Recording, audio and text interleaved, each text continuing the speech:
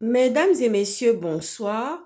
Nous allons parler aujourd'hui du modus operandi des Atogovéens et de Brice Clotaire Oligui notamment, qui est en train de préparer un Rwanda parce que de toutes les façons, ils ne sont pas prêts à céder le pouvoir à quiconque. Voilà. Ils ne veulent pas céder le pouvoir à quiconque. Donc, c'est de ce modus operandi dont je vais en parler avec vous aujourd'hui. Tous ceux qui sont avec eux aujourd'hui, ce sont des figurants. Oui. Tous ceux qu'ils ont pris pour travailler avec eux, ce sont des figurants. Ce ne sont pas des gens avec qui ils partagent réellement le pouvoir. Vous voyez ce que je veux dire, non? C'est vrai que les Gabonais ont commis la bêtise de leur donner tous les pleins pouvoirs. C'est-à-dire que c'est bis repetita de ce qu'ils ont vécu avec... bon, Ali Bongo n'avait pas tous les pleins pouvoirs. Ali n'avait pas tous les pouvoirs. Tous les pouvoirs n'étaient pas concentrés sur une seule et même personne. Ce n'était pas le cas de Ali. Vous voyez ce que je veux dire, non? Oui, parce que Ali n'était pas aimé par les Atogovéens.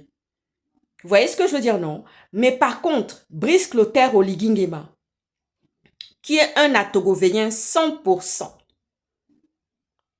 et qui a pris des figurants, et qui les traite comme il est en train de les traiter, il vous montre bien que la question du pouvoir, ça reste central et ça reste dans leurs mains, et il n'est pas question qu'ils le partagent avec quiconque.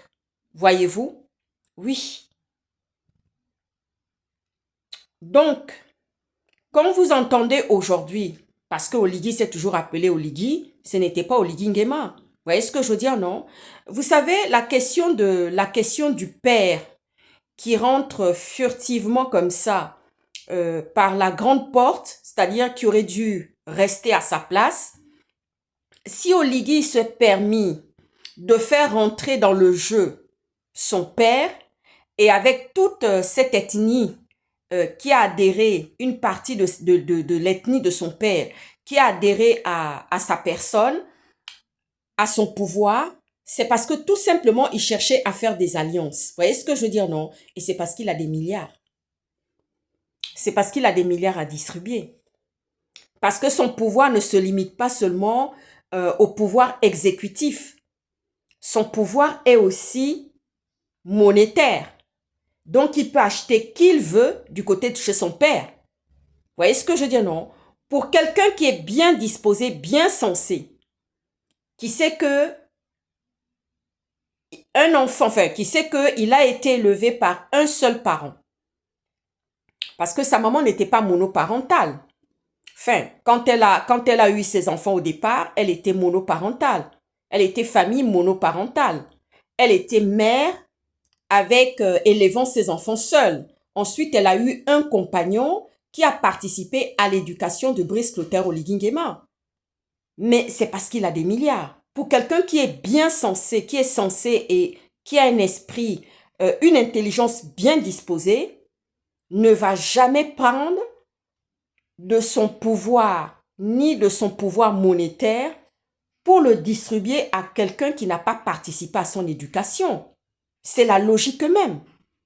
Ah mais oui, c'est la logique même. Combien de personnes se rebiffent? Combien de personnes se rebiffent en temps normal, en temps naturel pour dire, moi je n'ai jamais eu ce père, ni la famille de ce père pour m'apporter ce dont j'avais besoin quand j'étais enfant, c'est pas maintenant, aujourd'hui, que je vais leur donner des lettres de noblesse. Vous voyez ce que je veux dire, non? Oui. Mais il le fait, c'est parce qu'il a un pouvoir exécutif et un pouvoir monétaire. Il peut les acheter, il peut leur faire miroiter tout ce qu'il veut. Est-ce que vous voyez ce que je veux dire? Oui, pour un père qui n'a jamais été présent, pour un père qui a abandonné. Mais subitement, le nom de ce père existe, le nom de ce père est là, comme un emblème. Vous voyez ce que je veux dire, non? Ce n'est plus Oligui seul, c'est maintenant Oligui Nguema. Et ça peut fausser la compréhension et l'analyse de quelqu'un. Vous voyez ce que je veux dire, non? Oui, parce qu'un jour, nous allons demander aux fonds, à la caste de fonds qui ont marché avec Brice Clotaire Oligui Nguema en leur demandant qu'avez-vous gagné quand vous avez adhéré et marché avec Brice Clotaire Oligui Nguema. Ne regardez pas ma coiffure, hein. Ne regardez pas ma coiffure ni ma tenue. Je suis en train de faire mon ménage, mon rangement. J'ai pris ce moment-là pour faire un rangement, mon ménage et tout. J'ai décidé que dans cette journée, j'allais prendre soin de moi. J'allais d'abord m'occuper de moi. C'est ce que je vous ai montré ce matin dans la vidéo, où je vous ai montré comment est-ce que l'histoire des perruques et tout le reste, la problématique des perruques et tout le reste, et le soin que j'y ai mis pour ma peau. Et ensuite, j'ai décidé de faire un grand ménage chez moi, de ranger, de vider les cartons, c'est-à-dire d'enlever tout ce qui est excès, de s'en débarrasser. Voilà. Donc, ne regardez pas ma tenue. Ma tenue, c'est la tenue de... C'est la tenue de la fée de logis dans sa maison. Donc, j'étais en train de dire comme ça que un jour, si on se mettait à poser la question à la caste de fonds qui sont partis rejoindre Brice Clotaire Oligui Nguema, vous voyez ce que je veux dire, non? À ceux-là qui sont ignares et qui n'ont aucune empathie, si on leur posait la question, qu'avez-vous gagné là-dedans, ils ne seront pas capables de vous donner ce qu'ils ont gagné en retour. Ils ne seront pas capables. Ben oui, en y regardant de près, c'est néant. Vous voyez ce que je veux dire, non? Oui, ils ne seront pas capables de vous dire que nous avons gagné en estime, en empathie de la part de Brice Clotaire Oligui Nguema, en monétaire, en développement. Voilà. Si on leur pose la question sur toute la ligne, sur tout cela, est-ce que vous avez gagné en considération, en empathie, en développement? Ils vont vous dire non. Mais ils s'en servent pour, comment dire ça, pour fortifier son pouvoir exécutif et monétaire. Et vous voyez bien toutes les réalisations qu'il essaie tant bien que mal de faire du côté de chez son père, qui n'a jamais existé, ce père qui n'était pas là, ce père qui n'était pas présent, voyez-vous, ce père dont on n'en parlait jamais, parce que avant de devenir un président fort au forceps, comme il s'est lui-même fait, parce que c'est au forceps qu'il est sorti pour devenir président. D'abord, coup d'État, ensuite transition, ensuite président. Tout ça, c'est au forceps. On n'a jamais entendu parler d'un père, parce qu'il était quand même le patron de la garde républicaine, il était l'aide de camp du président, du feu président Omar Bongo, mais en ce moment, on n'a jamais entendu parler de ce bonhomme-là. Jamais. Et subitement, comme il a un pouvoir exécutif et un pouvoir monétaire, il a les milliards en sa possession, il peut déverser, c'est-à-dire le fait du prince joue énormément. C'est un homme qui utilise énormément le fait du prince. Hein, c'est une, comment dire ça, c'est une phrase qui est énormément, oh là, c'est pas possible ça quand même, je peux respirer. Mais qui c'est qui peut m'appeler avec, maintenant que je viens faire vidéo sur Brice Clotaire Oligui Nguema? Non, mais quand même, c'est pas possible. Là, je ne réponds pas, hein. Je ne réponds pas du tout.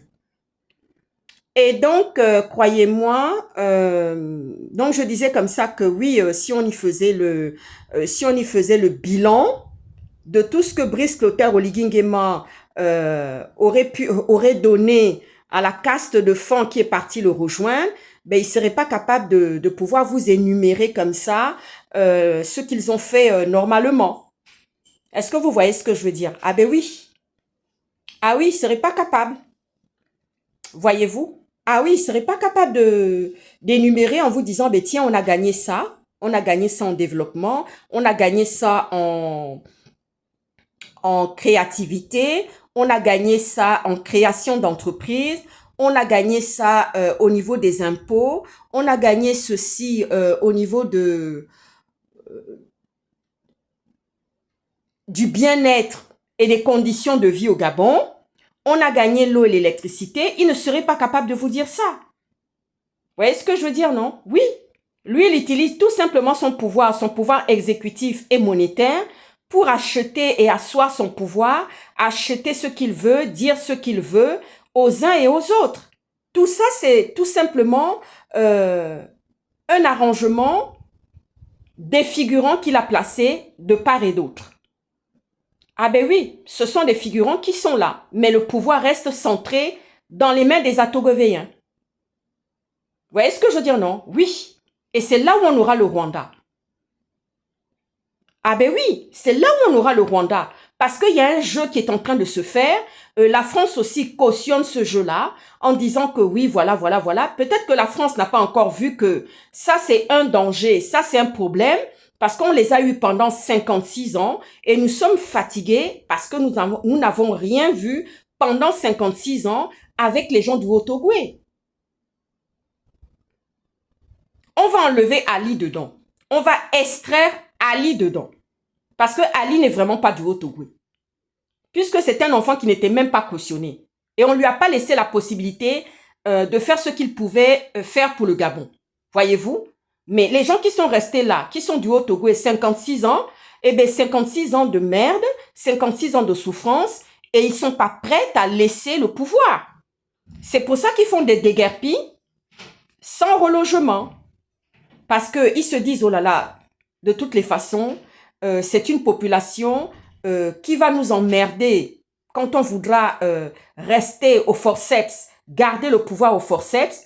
Donc, la seule chose qu'on va faire pour les éliminer, on va faire des crimes rituels, on va faire des abominations, on va faire des déguerpissements sauvages sans leur donner en retour quelque chose. C'est une population qui se perd et vous allez me donner, vous allez voir, ça va se concrétiser, ça va se réaliser parce que j'ai les paroles prémonitoires, c'est ce qui va se passer. Parce que tout simplement, il y a une population qui est déjà là, qui sont des étrangers, qu'on peut blanchir en gabonais sans problème et ça passe comme une lettre à la poste. Qui viendra encore dire quelque chose? Quelqu'un qui a vécu là 10 ans. Ah, ben tu es déjà gabonais, c'est bon. Quelqu'un qui est resté là 4 générations. Ah, c'est bon, tu es gabonais là, tu vas plus nous dire autre chose. Et ça va les arranger. Parce que de toutes les façons, eux, ils apportent de la richesse. Eux, ils produisent de la richesse. Et c'est ce qui est vrai. Et c'est ce qu'on n'arrête pas de vous dire, vous les Gabonais, que le danger que vous courez, c'est que le fait de ne pas produire de la richesse, c'est un danger que vous courez. Parce que les milliards que eux ils ont, ils ne vont jamais vous le distribuer comme ça. Jamais. Jamais, jamais, jamais, jamais, si on ne les fait pas partir et que Dieu descende et amène la bonne personne. Sur ce, j'ai assez parlé ce soir. Je vais continuer tranquillement mon ménage et préparer mon pot-au-feu pour ce soir parce que je reçois tous mes collaborateurs et ainsi que mes gardes du corps. Ciao, ciao, à très bientôt. Oh, franchement, les Gabonais, venez parler de ma tenue, hein.